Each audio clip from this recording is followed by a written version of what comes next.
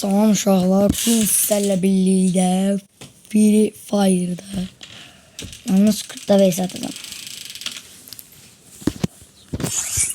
Özellikle videoma like atıp abone olmağı unutmayın.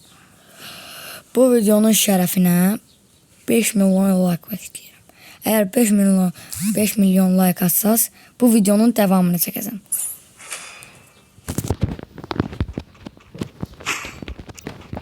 Sizin like ve abunəniz mənə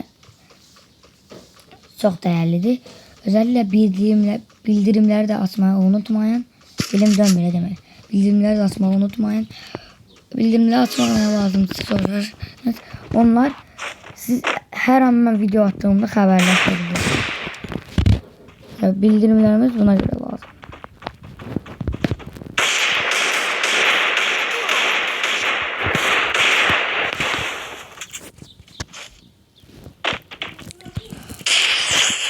Vesselam. Selamun aleyküm. Allah səni qorusun.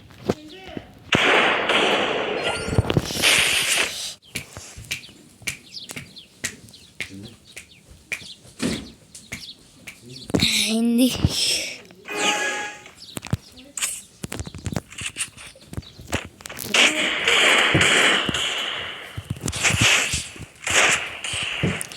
yani şakkalıyaq burada, şokkalıyaq.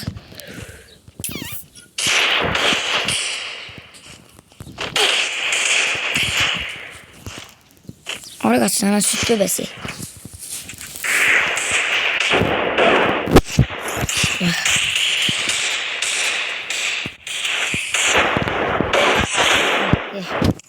Yine. Selamun aleyküm. Allah seni korusun.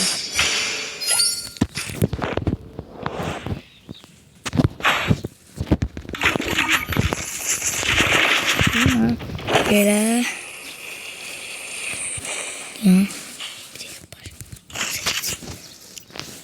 Ayağından vuracağım.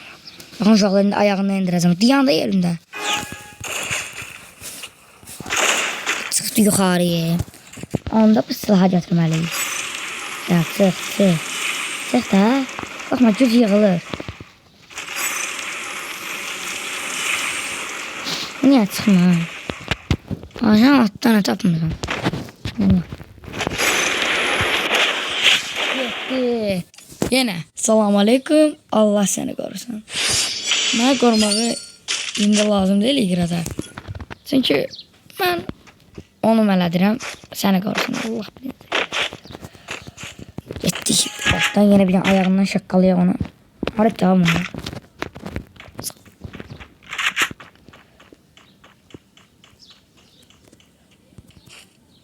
Yerindədir yalnız. Qorxdu uşaqlar. Bot qorxdu. Bot. Bot. Rədd ol.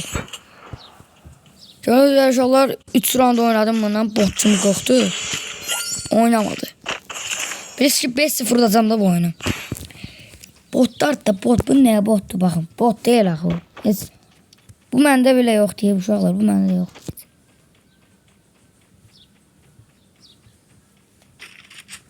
Eğer uşaqlar mənə vs atmaq istəyirsə, diyet eləyin, gəlin vs ataq.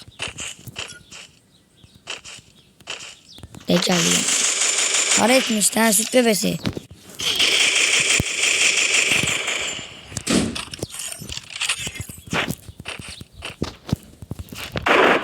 Getdi. Selamun aleyküm. Allah səni qorusun. Rədd edin səni oyunu.